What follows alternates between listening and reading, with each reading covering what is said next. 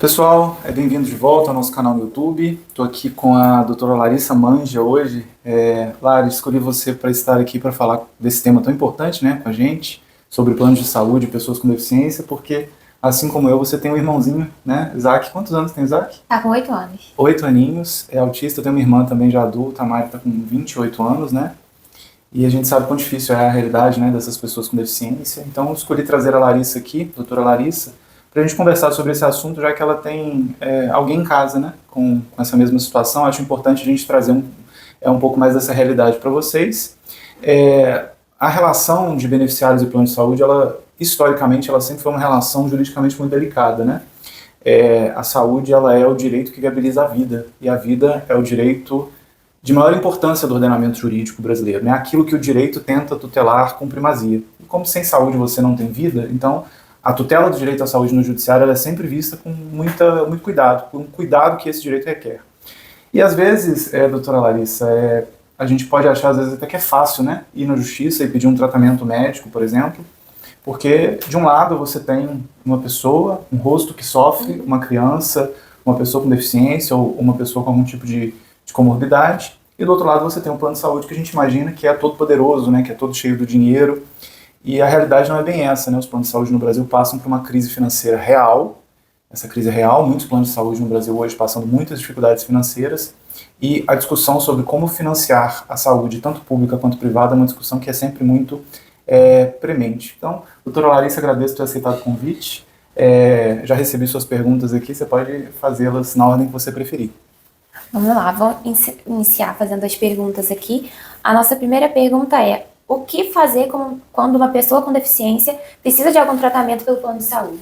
O primeiro passo, doutora Larissa, é sempre fazer a solicitação formal ao plano de saúde, né? Uma das coisas que a gente sempre pega aqui em determinados casos, quando a gente chega, o escritório tem uma atuação muito ampla na área de saúde suplementar, né? É orientar os pais, os beneficiários a fazerem requerimentos formais, sempre por escrito, sempre preferindo os meios de atendimento por escrito, sejam por e-mail, seja através do site, algum lugar que você tenha como comprovar a data que o requerimento foi feito e o inteiro teor daquele requerimento.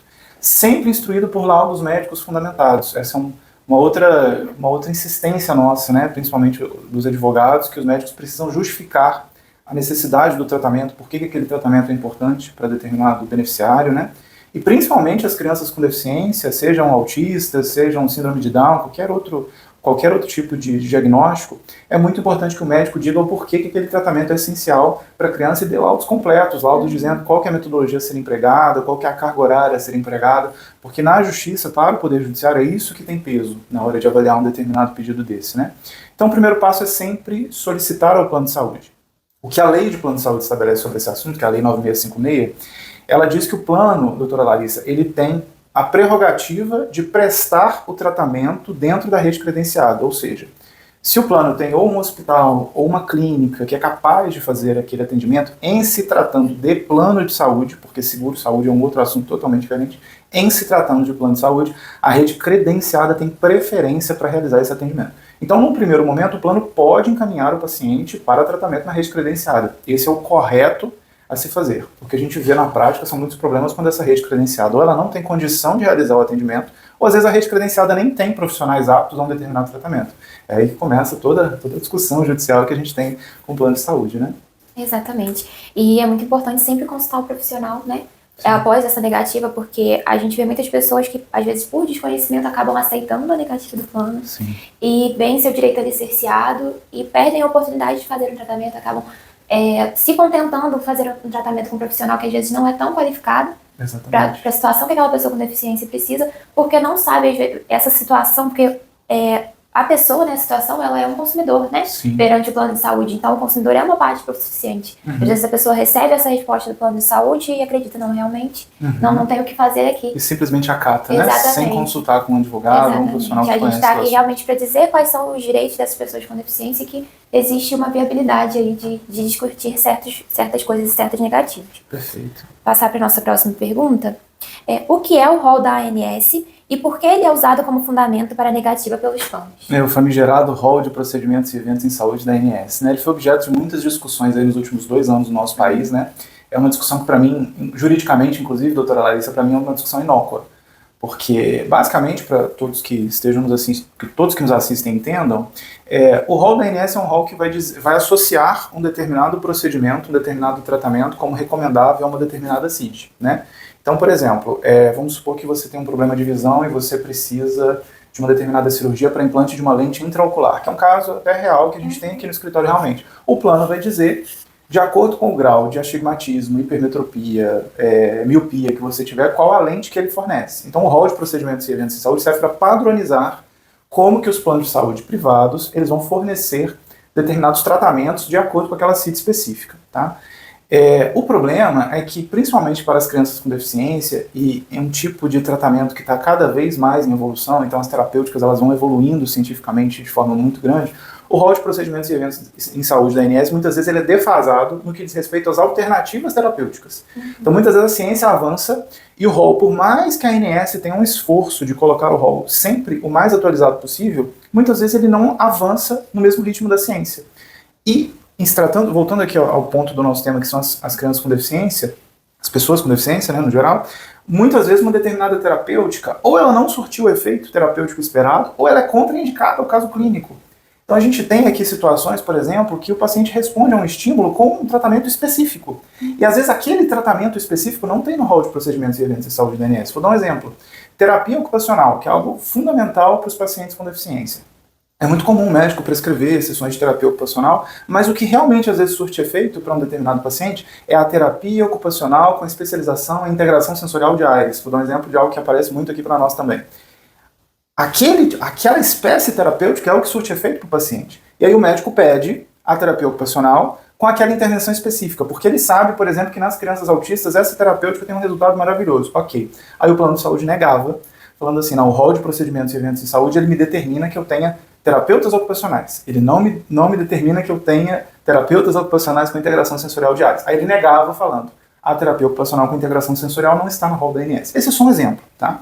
E a gente teve uma luta, né? Primeiro uma briga judicial enorme, porque a gente teria que definir se os planos de saúde eles estavam realmente atrelados ao que diz o rol, ou seja, só cobre aquilo que está no rol, aí a gente diz que esse rol seria taxativo, né? É só o que está ali escrito, ou se não, o rol é só um exemplo do que o plano de saúde tem que cobrir. Nessa hipótese de ser exemplificativo, a gente admitiria outras terapêuticas que não estavam contempladas no rol. Essa briga judicial dos planos de saúde e dos beneficiários, assim, ela é de décadas, né? Desde, basicamente, antes da edição da própria Lei 9656. E durante muito tempo, o Superior Tribunal de Justiça no Brasil, ele entendeu, durante mais de uma década, que esse rol ele era exemplificativo, ou seja, se o beneficiário precisasse de alguma coisa que não estava no rol, que o plano de saúde tinha a obrigação de fornecer aquele determinado tratamento. Até, se não me falha a memória, eu acho que foi 2021, a gente começou uma reviravolta, né? O STJ começou a querer mudar o seu entendimento para entender que esse rol seria taxativo. Por que isso, doutora Larissa? Porque a realidade dos planos de saúde no Brasil não é boa. E eu digo isso para todos os planos de saúde. A gente tem notícias aí de vários que estão quebrando, né, pedindo auxílio da própria ANS para se manter, porque a situação, o custo da saúde no mundo, principalmente pós-pandemia, aumentou exponencialmente, né? E o Superior Tribunal de Justiça, talvez sensível a essas situações e pensando no equilíbrio econômico-atorial dos planos, quis mudar de ideia. Mas aí nós tivemos uma briga na sociedade mesmo, né?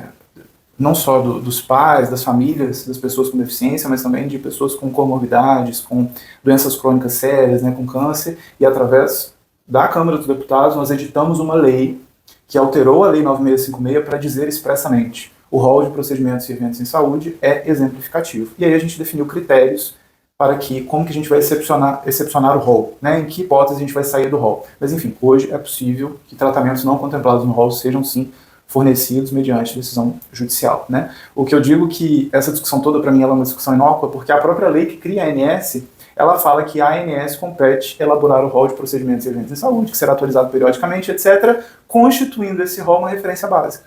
Se a própria lei que cria a ANS enquanto autarquia federal, né, se ela própria fala que esse rol ele é referência básica, ele não pode ser limite de fornecimento. A lei não te permite entender em sentido diverso, né? Mas enfim, só um pouco da história aí desse rol. Ele era muito usado realmente como negativas em razão dessa situação toda.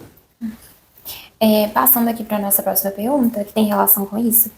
Como tem sido a relação após a resolução normativa número 539 de 2022 da ANS e da Lei 14.454 de 2022? Perfeito, doutora. Essa Lei 14.454 de 2022 é a lei que eu mencionava, que alterou a Lei 9656 e transformou o rol finalmente como sendo um rol exemplificativo. Então, pelo menos essa discussão a gente não tem mais nos processos judiciais, né? A resolução 539, ela vem no contexto da edição da lei. Por quê? Enquanto os planos de saúde, a própria ANS, tentavam se relacionar com os beneficiários e entender um melhor posicionamento dos elementos dessa equação, né? Como que a gente vai atender o beneficiário sem restringir demais o direito à saúde e de modo também que o plano de saúde não tenha gastos absurdos de modo a inviabilizar o plano de saúde, né? Os planos de saúde no Brasil ficam demasiadamente caros anualmente justamente pelo custo da saúde aumentando. Isso tudo está relacionado de uma forma ou de outra, né? Então é sempre um jogo tentando equacionar. É a regra do cobertor curto, né? A gente tem um determinado orçamento, a gente precisa atender todo mundo. Se a gente não estiver dando conta de atender, a gente tem que aumentar o preço para o beneficiário final. Então os custos da saúde suplementar encarecem.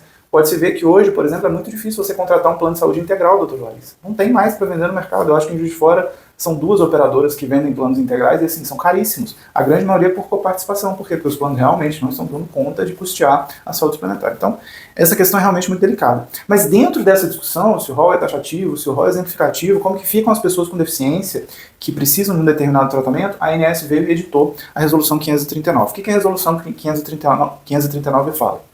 Além de proibir limites de sessões, que essa era uma outra questão, o rol de procedimentos falava assim, sessões de psicoterapia.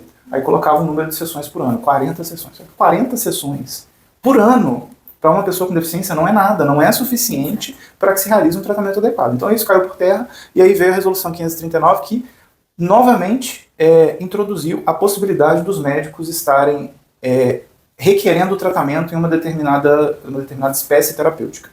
Porque outra discussão, além da exemplificatividade ou taxatividade do rol, era se o médico poderia indicar que ele queria um terapeuta ocupacional para trabalhar uma criança com deficiência e se ele podia indicar a especialidade. Porque, segundo os planos de saúde, isso em brigas judiciais, nos processos, nas discussões dos tribunais superiores, os planos de saúde defendiam que não cabe ao médico dizer qual que é o tipo de intervenção. Que o médico poderia solicitar um terapeuta ocupacional, mas era o terapeuta que queria dizer se trabalha com aquela criança ou com integração sensorial de AIRES, ou com outro tipo de integração sensorial, ou com outro tipo de terapêutica qualquer. Isso, a meu ver, aí a meu juízo pessoal, eu entendo que não é adequado, porque o médico é o maior conhecedor do que é eficaz para determinado tipo de patologia de diagnóstico, né? Ele convive com isso. Então a resolução 539 de 2002 foi importante porque autorizou aos médicos prescreverem a técnica terapêutica específica e não apenas o gênero terapêutico. Perfeito, doutor. A nossa próxima pergunta, acredito que seja uma dúvida que muitas pessoas têm. Sim. O plano de saúde, ele pode obrigar a pessoa a fazer um tratamento em uma clínica determinada ou a pessoa pode escolher a clínica que ela quer se tratar? Essa dúvida é muito recorrente no nosso dia a dia aqui, né? E o que tem acontecido atualmente, né? Os planos, até em razão dessa situação envolvendo a promulgação da Lei 14.454, da própria Resolução 539 da ANS, eles arrefeceram o aspecto da negativa do tratamento.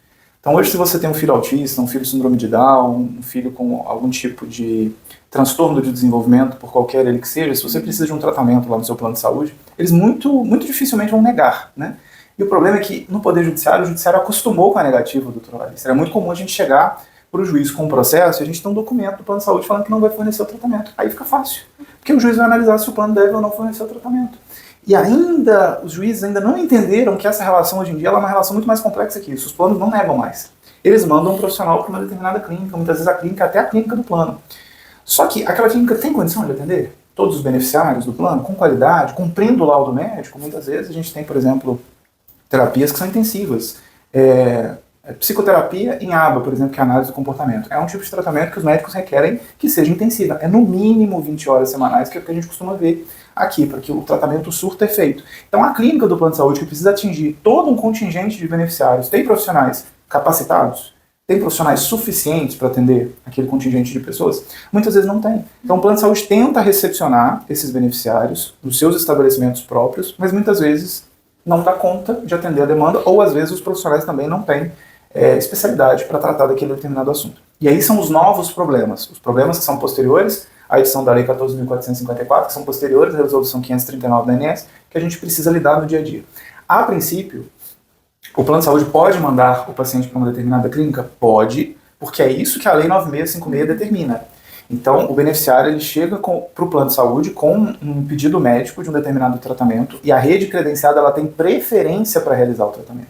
Só que se no curso desse tratamento, ou nesse hiato, né, nesse processo de internalização da demanda no plano de saúde, o beneficiário verificar que a clínica não tem condição de atender uma carga horária, que os profissionais não têm as especializações necessárias para cumprir fielmente o laudo médico, aí abre espaço novamente para um tipo de judicialização, que é uma judicialização muito mais complexa. Para nós advogados dá muito mais trabalho tratar esse tipo de caso, né?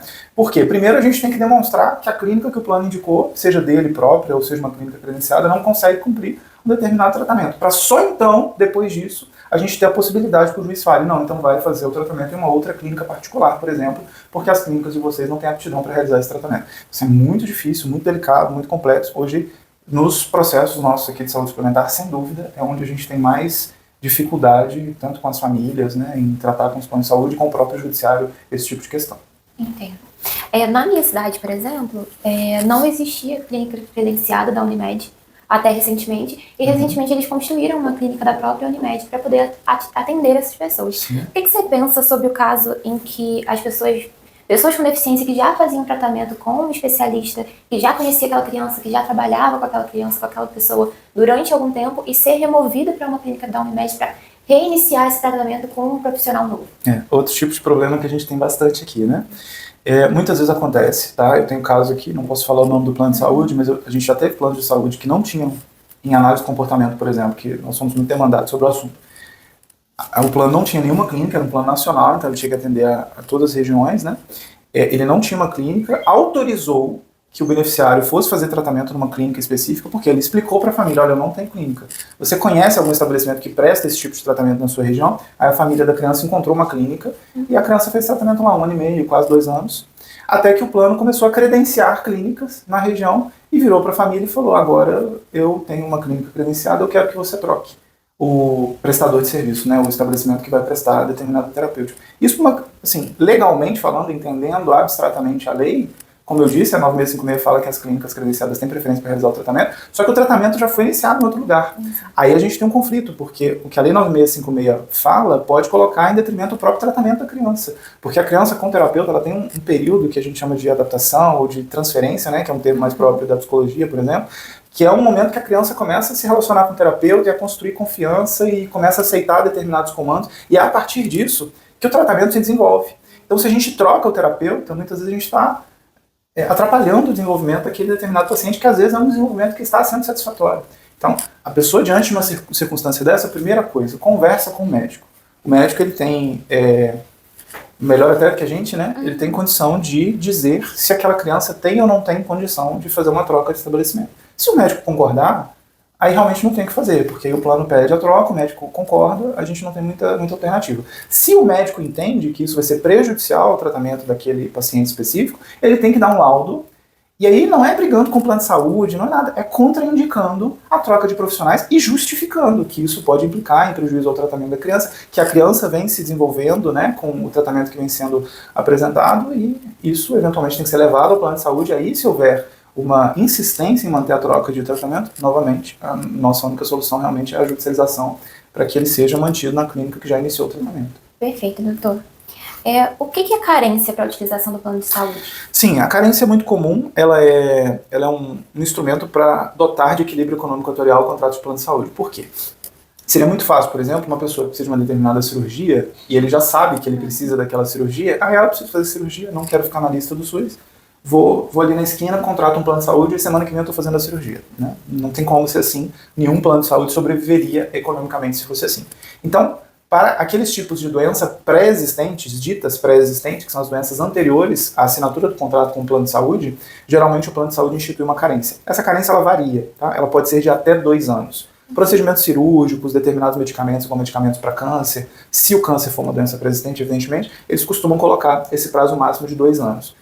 Outros tipos de patologias, eu dou exemplo do autismo, do síndrome de Down, eu tenho um paciente até distante de outro estado com síndrome de Edwards, que é um transtorno genético e degenerativo e também acarreta num transtorno do desenvolvimento. Esses outros tipos de diagnósticos comuns em pessoas com deficiência costumam precisar de outros tipos de tratamento, né? Aí terapia ocupacional, psicologia, fisioterapia, essas carências geralmente são reduzidas. Eu já vi carências para esses tipos de tratamento já até uns 6 meses, mas aí já não costuma chegar nos 2 anos, né? Então varia de acordo com o tipo de tratamento, mas é lícito, o plano de saúde pode instituir as carências, e o raciocínio é muito parecido com o raciocínio de seguro, né? Tudo que está anterior à contratação de um determinado seguro muitas vezes não está coberto por um determinado contrato, ou às vezes precisa de um tempo para passar a ter cobertura. É exatamente o caso da carência. Tá? Então, a princípio é lícito. O único caso que geralmente não se conta carência de forma alguma é quando o plano de saúde é feito ainda para o nascituro, que aí a criança que ainda nem nasceu, é feito o contrato para a criança na barriga da mãe, e aí ele está 100% coberto para qualquer tipo de patologia. Só um adendo ainda no que diz respeito às carências, hoje em dia a gente ainda vê isso pouco acontecendo, mas é algo possível de acontecer que a gente até espera que não aconteça, né? Mas o Superior Tribunal de Justiça entende que o plano de saúde pode excluir expressamente determinadas patologias. Então eu acho que num futuro breve a tendência dos planos de saúde é excluir, por exemplo, o câncer das coberturas contratuais, então assim, tentando achar aquele equilíbrio econômico-equatorial, excluir o câncer, né, excluir o autismo, isso é algo que a gente espera que nunca venha acontecer, porque eu acho que a razão social de um contrato de seguro-saúde ele perderia completamente seu objeto, né, nessas circunstâncias, mas é algo que a jurisprudência do STJ admite também, esse tipo de restrição. Tá? Que com certeza geraria muita discussão. Com certeza. E existe alguma exceção ao período de carência? Se eu contratei uma carência de 2 anos, existe alguma hipótese que isso possa ser excepcional? Bem colocado, ali 9656 exclui todos os procedimentos de urgência e emergência da carência. Né? Então, por exemplo, vamos supor que a pessoa precisa fazer uma cirurgia bariátrica. Tá? A pessoa ainda está em carência, porque a obesidade, que geralmente é o que leva à necessidade da cirurgia, é algo anterior ao contrato com o plano de saúde. Mas, ainda nesse prazo de 2 anos, vamos supor, 1 ano e meio, o médico descobre uma comorbidade muito séria e a necessidade urgente de que o tratamento se realize de forma imediata. Né? Volto a dizer, isso é um critério do médico. A cirurgia bariátrica, tipicamente, ela é um procedimento eletivo, é um procedimento que você pega e você pode fazer a cirurgia ou daqui a 1 semana, ou daqui a 1 mês, ou daqui a 3 meses, você pode agendar isso com o plano de saúde, geralmente é assim. Mas a circunstância clínica do paciente pode dizer o contrário. Pode dizer que ele não tem condição de se sustentar naquele quadro mais, que ele precisa da intervenção cirúrgica imediata, sob pena de ter outros prejuízos à saúde. Aí, claro, ele tem que cumprir outros requisitos, ele tem que já estar em tratamento, tem que haver um acompanhamento psicológico, existe todo um protocolo da cirurgia bariátrica que tem que ser cumprido. Mas o que eu quero dizer é, ainda no período de carência, se ele estiver cumprindo o protocolo e o médico identificar que a cirurgia é uma situação de urgência, basta que ele dê um laudo justificando a urgência do procedimento, e aí ele já foge da carência, porque torna-se um procedimento urgente, ou de emergência, no caso. Entendido, perfeito, doutor. Finalizamos as nossas perguntas, doutor. Foi uma conversa muito proveitosa, muito, muito boa. Acredito que vai tirar muitas dúvidas das pessoas, né? Sim. E esse problema que os planos vêm enfrentando de uma crise mesmo, uma crise financeira, porque a saúde custa muito caro, a gente vê muitas ilegalidades sendo praticadas pelos planos de saúde, porque se o plano tem 10 pessoas que ele precisa atender, e ele nega para essas 10 e só 3 vão atrás do direito, ele ainda está no lucro. Então isso é algo que a gente tem visto muito, por isso que é tão importante, tão relevante essa conversa que a gente está tendo aqui, para a gente poder levar essa informação para as pessoas. Sim, é muito importante que as pessoas que se encontrem nessa situação consultem, né, com o advogado da confiança se a conduta do plano de saúde é correta ou não, e eventualmente, né, se for o caso, brigar por seus direitos. Exatamente. É fundamental, né? Ok, obrigado então, doutora Larissa, por ter aceitado o convite. Vamos conversar outras vezes desse e demais temas, claro, né? Agradeço também a todos vocês que nos acompanharam até aqui. Curte, comenta, compartilha o vídeo, sugiram outros conteúdos aqui embaixo na seção de comentários. A gente vai tentar atender os pedidos de vocês. A gente precisa de ideias para novos temas, né? Então fiquem à vontade, conforme for a gente vai tentar cumprir. Obrigado a todos, se inscrevam no canal e continuem acompanhando Pacheco Reis aqui no YouTube.